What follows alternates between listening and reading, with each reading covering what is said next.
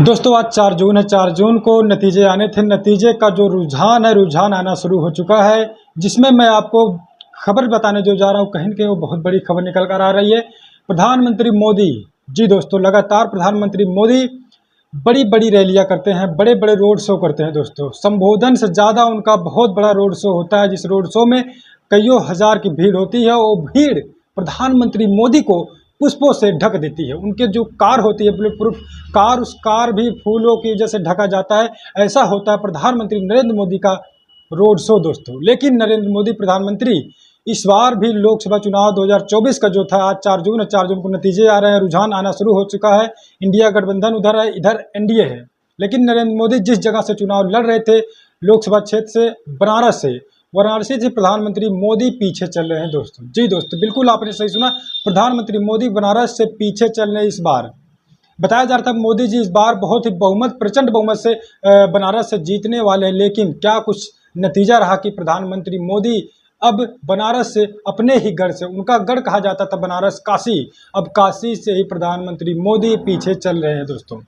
अब उसके पीछे की कहानी अगर मैं आपको बताता चलूँ, तो पीछे की कहानी जो है, वो कहानी जिस प्रकार से लगातार SC ST OBC माइनॉरिटी के ऊपर जो एट्रोसिटी का मामला लगातार, चाहे जहाँ की हम बात करें भारत की, चाहे उत्तर प्रदेश की बात करें या फिर राजस्थान, मध्य प्रदेश या फिर और कहीं की बात हम कर लें, प्रधानमंत्री मोदी के राज में इनके ऊपर एट्रोसिटी लगातार होती चली गई है। और अगर वहीं बात करें तो गैस सिलेंडर जैसी छोटी चीज़ें नहीं, घरेलू चीज़ें, वस्तुएँ हैं, बहुत बड़ी चीज़ें हैं। सिलेंडर सस्ता हुआ करता था, लेकिन प्रधानमंत्री मोदी के राज में 1100 तक सिलेंडर चला गया। महंगाई काफ़ी ऊपर है। शिक्षा पर भी काफ़ी ज़्यादा असर पड़ा है, बच्चों की शिक्षा पर।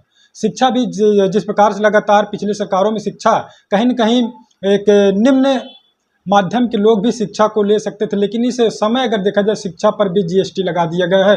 तो बात में निकल कर यहाँ पर ये आती है, प्रधानमंत्री मोदी बनारस से पीछे अगर आ रहे हैं, तो इसके पीछे की जो वजह हो सकती है, ये वजह यही है कि शिक्षा महंगा हुआ और उसके बाद बेरोजगारी लगातार बढ़ती चली जा रही है। और जो छात्र IIT करके बैठे हैं, जो ग्रेजुएट करके बैठे हैं, BEd BTC करके बैठे हैं, उनको भी नौकरी नहीं मिल पा रही है दोस्तों।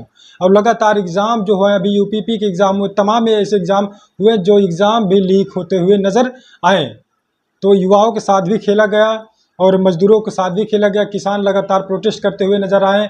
दिल्ली में कई किसानों की भी मौत हो चुकी। उसे जब दिल्ली किसान आंदोलन दिल्ली में धरना प्रदर्शन कर रहे थे, वहाँ पर कई किसान की मौत हो गई। कहीं न कहीं जो गुस्सा जनता में था, पब्लिक में था, अब उस गुस्से को पब्लिक, जनता अपने वोट के माध्यम से निकालने का प्रयास कर रही है। इसकी वजह भी हो सकती है प्रधानमंत्री नरेंद्र मोदी, जो बनारस से इस समय पीछे चल रहे हैं दोस्तों। इंडिया गठबंधन के प्रत्याशी वहाँ से जो आगे चलते हुए नजर आ रहे हैं। अभी तो रुझान चुनाव जो हुआ है 7 चरणों में, उसका रुझान आना शुरू हो चुका है। लेकिन नतीजे अभी कुछ ही समय में, EVM भी लगातार काउंटिंग होती चली जा रही है, बैलेट पेपर भी काउंटिंग होते रहे हैं। लेकिन रुझान आना जिस प्रकार से देखा जा रहा है कि जब रुझान में ही प्रधानमंत्री मोदी पीछे चल रहे हैं, तो जब रिजल्ट आएगा तो क्या कुछ हो सकता है दोस्तों। अभी प्रधानमंत्री मोदी बनारस में अगर देखा जाए तो 7वें चरण में प्रधानमंत्री मोदी लगातार रैलियाँ करते हुए नजर आए बनारस में। बनारस को बहुत भव्य तरीके से, काशी को भी सजाया गया, बनारस को भी सजाया गया, लेकिन वो सजावट कहीं न कहीं नरेंद्र मोदी जी के काम नहीं आई इस समय।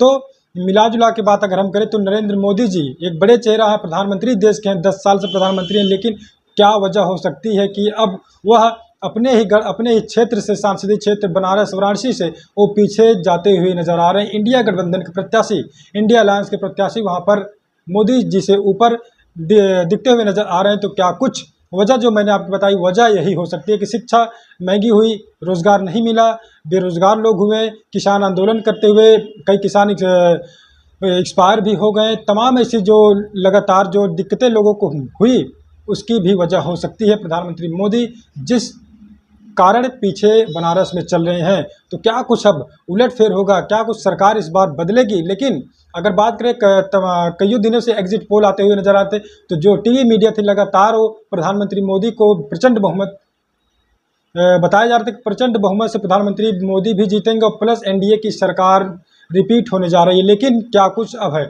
उत्तर प्रदेश में, जिस प्रकार से देखा जा रहा है, उत्तर प्रदेश में भी इंडिया अलायंस NDA पर हावी होते हुए नजर आ रही है। तो आप क्या कुछ सोचते हैं, कमेंट करिएगा। और पल पल की जो अपडेट, अगर आप अभी तो रुझान आना शुरू हुआ है, लेकिन पल पल की अपडेट जिस प्रकार से आएगी उस प्रकार से हम आपको अपडेट देने का प्रयास करते रहेंगे। अभी के लिए तो इतना ही, मिलते हैं कुछ अगली अपडेट में।